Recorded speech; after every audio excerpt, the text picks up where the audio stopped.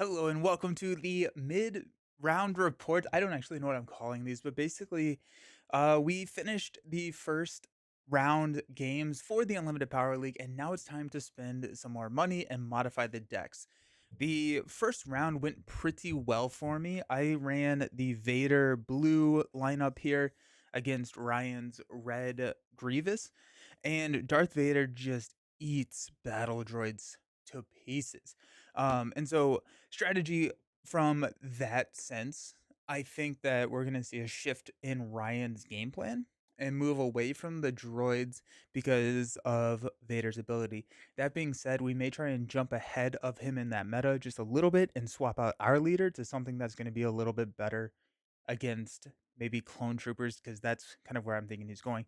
He went with the set 3 starter packs and just all set 3 booster packs. And so I'm thinking that we're going to see just kind of more of the clone trooper route.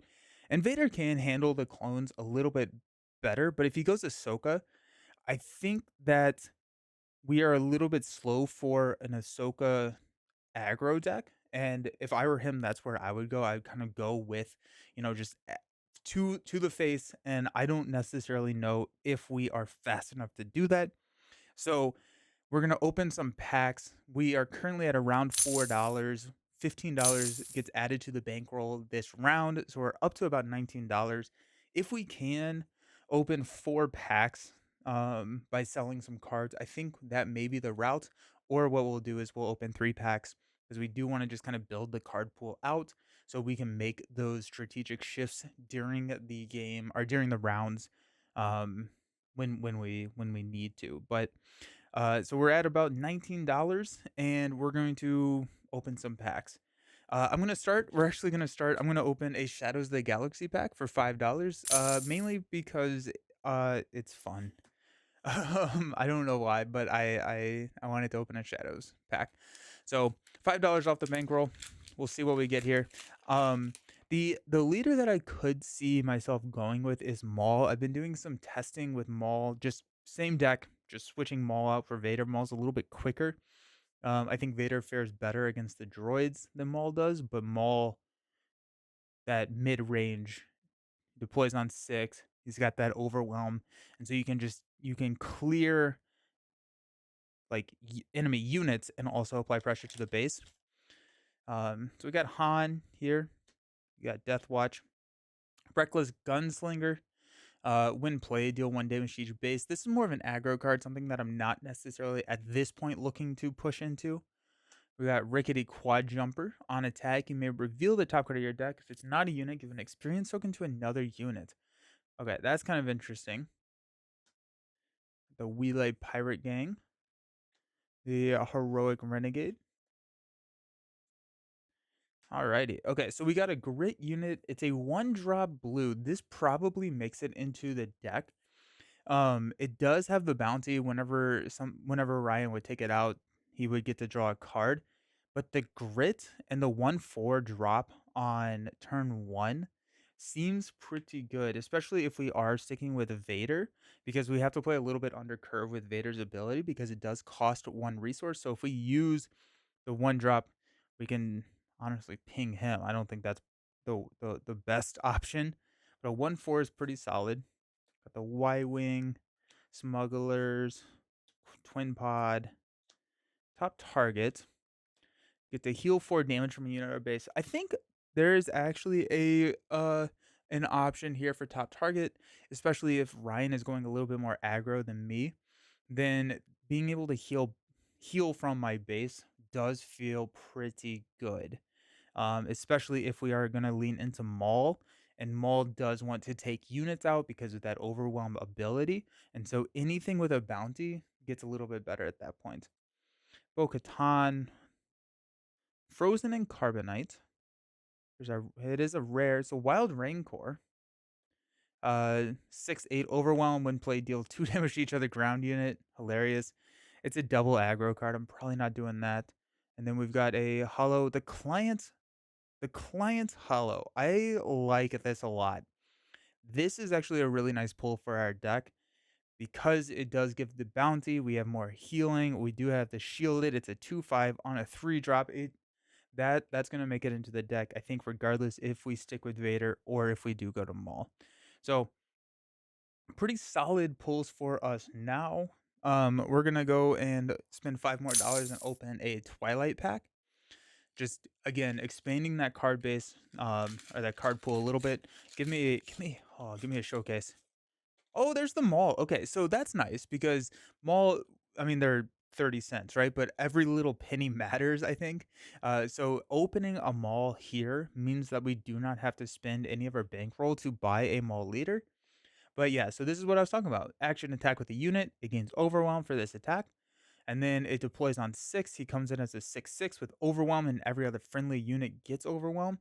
And so now those like B3s, which we have here, also 2 red bases. We are very much red in our yeah, like the B1s, right? Like this becomes an amazing card with Maul.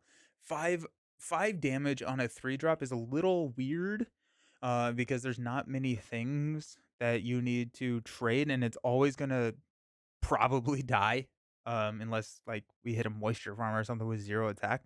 So this is probably always gonna die, and so if you are attacking into something that you just trade, there's no, like, what's the point there? But if it has overwhelm now and you attack into something with, like, 3 health, you're not losing 2 damage. So, that mall swap there would be pretty nice. Got the Pomeranian. Choose an opponent, they shuffle their discard pile and put it on the bottom of their deck. Guarding the way, give a unit sentinel. Units in its arena if you have the initiative. That's kind of interesting. Um, I think regardless, there was very few times I had the initiative. Now I lost the initiative, like flip. I won the first game, so I really didn't have the initiative much. So it's a pretty small sample size on if I will have the initiative in the push pull. Um, so it's kind of interesting. But this does push a little bit further. So if he goes very aggro, guarding the way is going to slow down that aggro build. Daring raid, it's kind of interesting. I mean, the 2 damage to the base. Okay. This is where my deck is lacking.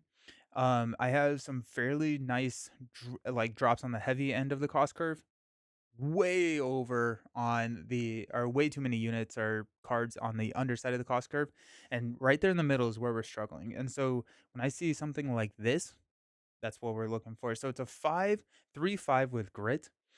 Not great, but when played, defeat an enemy unit with 2 or less remaining hit points. That can be really nice. It's also something in space. We saw a little bit in space from Ryan's deck. It was mainly on that heavier end of the curve. And so if we can get this out and just start pumping some damage in space or clear up space a little bit, I think that'll be nice. We got droid deployment, hyperspace. I do like that. That's a nice looking hyperspace. Probably will go with droid deployment here. I do like getting more droids on the field. Republic attack, heroes on both sides, wolf pack. Unshakable will is a +2/+2 with sentinel. That's I don't know if that's really where we want to go. Twice the pride. We got wartime profiteering. Got a rare Bo-Katan rare here. Alrighty, so let's take a look at this because this is our color combo.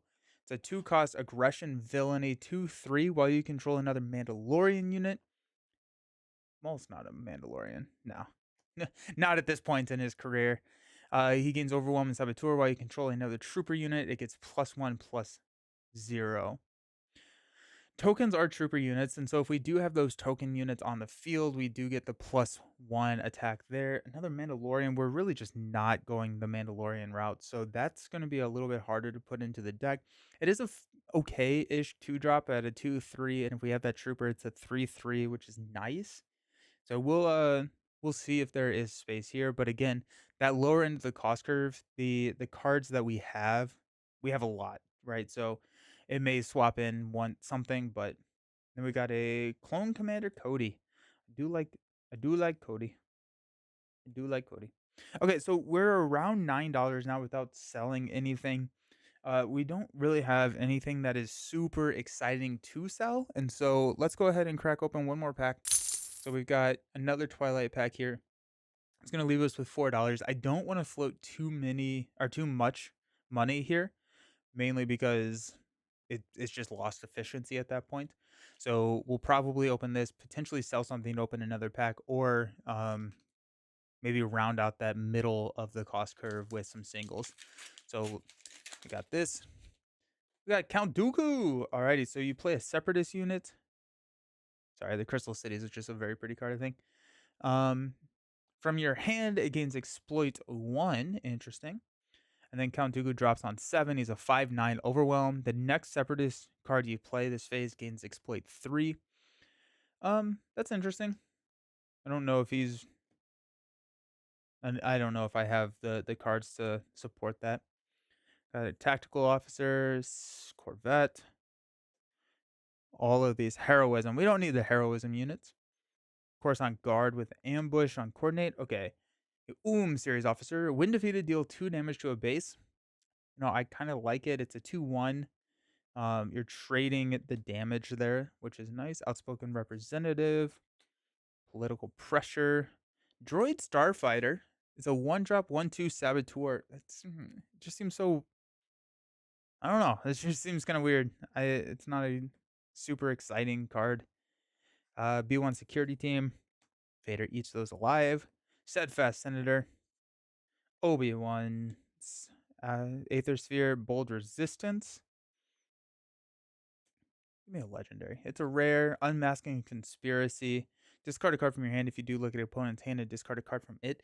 That's an annoying card. I would hate for that to be played on me, but And then we've got a common subjugating starfighter with ambush. When you play this unit, it may ready and attack an enemy unit. Alrighty, so I'm gonna do a little bit of sorting, a little bit of thinking. We'll be back. Alrighty, so update. I got all of the cards into the database. Um, kind of currently looking at a Maul swap, going for Maul from Vader to Maul, just to kind of speed up the tempo just a little bit. Hopefully, winning that kind of mid-range battle. Um, and then we have like client, top target, which can push us a little bit longer game. Um, to put in there.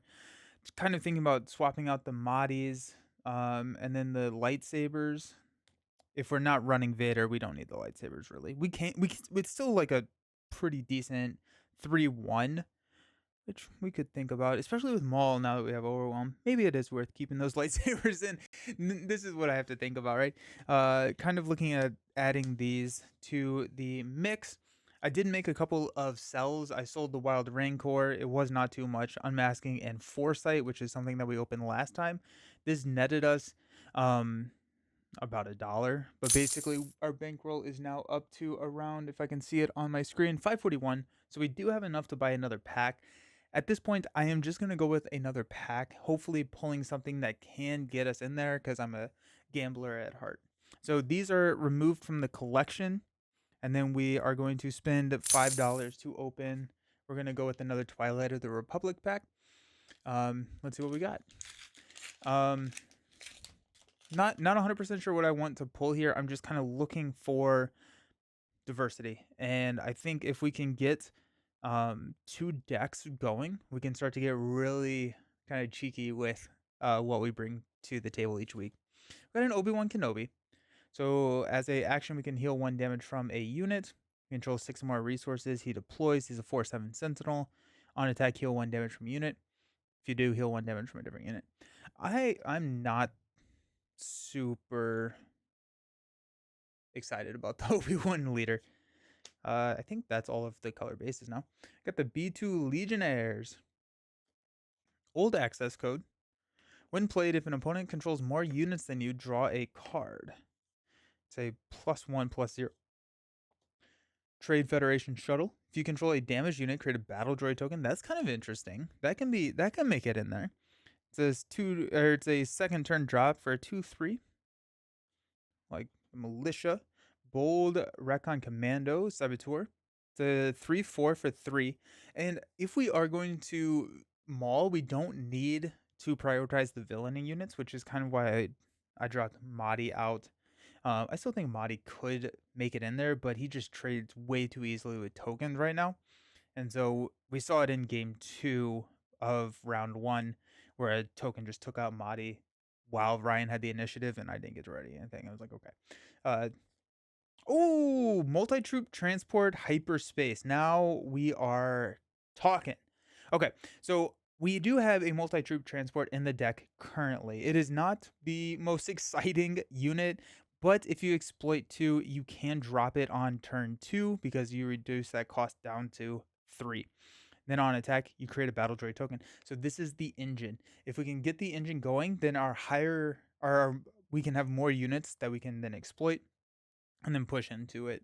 The hyperspace is also really nice. So if we do kind of change our course later in the series, we can sell this off for probably not too bad. But this is definitely going to go in there.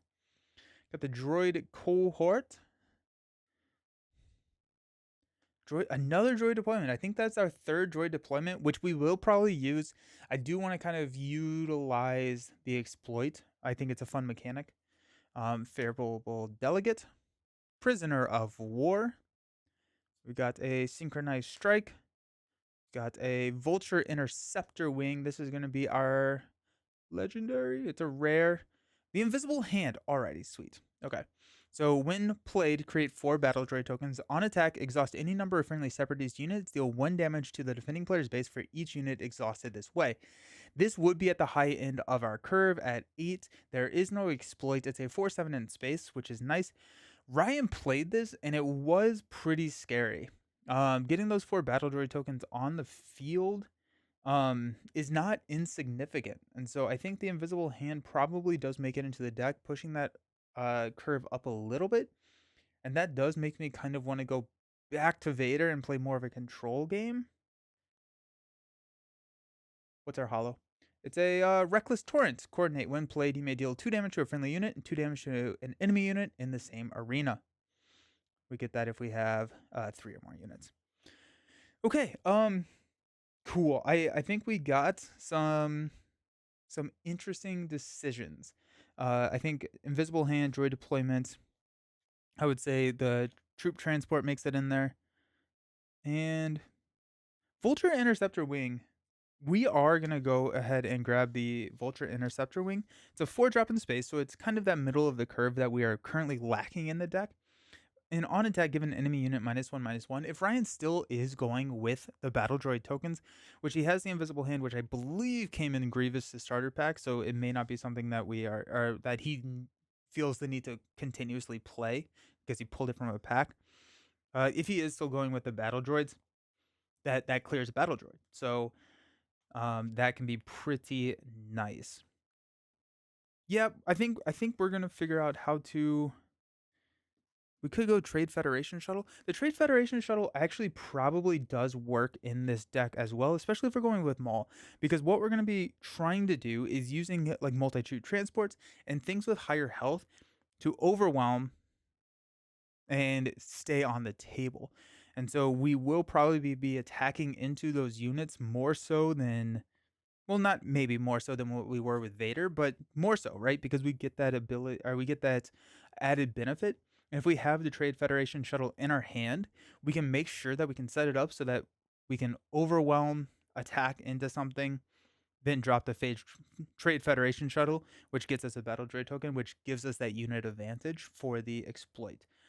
Okay, cool. We're gonna go be right back. I'm glad that we went with this pack. I think this was a pretty solid pack for us. I mean, right there, 5 cards out of the pack we are pretty interested in adding to the deck. So what we're gonna do is, honestly, probably you'll see me wearing different clothes because what I've kind of decided is that I'm going to take some time with the deck, play it a couple of test rounds in games, and then we'll come back for the final deck build. So we'll see you soon. Alrighty, here is the final deck list for round 2 of the Unlimited Power Week. We did make the Maul swap from Vader into Maul. So we're going to have a Maul, and mainly the driving consideration for this switch is I believe that we are going to see some sort of aggro deck come out of Ryan for this second round. Vader was very late, and so the way that I think you can combat that is to try and just rush fast. He went with the set 3 starter deck, so we do have access to Ahsoka, which can be a very nasty aggro kind of leader. And so I'm expecting to see an Ahsoka deck from Ryan next week. And I think Maul can just handle the Ahsoka leader or the yeah, just get that aggro playstyle a little bit better. He drops one turn sooner, which can be pretty significant because if if we're taking on aggro, there's a chance we do not see resource turn 7. So that can be a little rough, and so I'm bringing Maul into the game, and then he has an ability to overwhelm, and so I think depending on what we see, we can make that shift. And if we see an Ahsoka, we're going to be using that overwhelm. We're going to be applying pressure, taking out his units while still trying to push some damage to the base. And then if we see someone that's super control heavy, I think we're in a little bit of trouble. But we'll try and go more of an aggro route at that point. But we're trying to play that mid-range game here. Last thing that I will say, I've been playing a couple games with the deck. Last thing that I will say is that we have a decent bit of space pressure that we can start pushing around resource turn 3. So we got some space units over here, space units, and kind of what I have been toying around with and doing is, especially with the initial deck that we saw from Ryan, as well as the Ahsoka deck, there's not a ton of space units there. Now, completely could be wrong, but if we are seeing a low distribution of space units from Ryan, what we're going to be doing is using um, our ground units to try and just take out ground units. We also got some Sentinel over here, so trying to just slow down the ground game while building up our space fleet, and then using that to apply pressure to the base. If we do that, we are going to see some stuff from Ryan that's going to have to divert resources into space, which can then open up the ground game. And so it's very much a split. We're not heavy onto one side. We were very heavy onto ground, very heavy onto the lower end cost curve in round 1. We've distributed out a little bit. I think we're still lacking a decent bit here in our mid range. We only have 3 units that are 5 or 6. Now Maul drops on 6, so it smooths it out a little bit. But we'll see. We'll see. We got a lot of droids, a lot of exploits. So I'm hoping that we can just see how what deck is put in front of us when we do face off for round 2.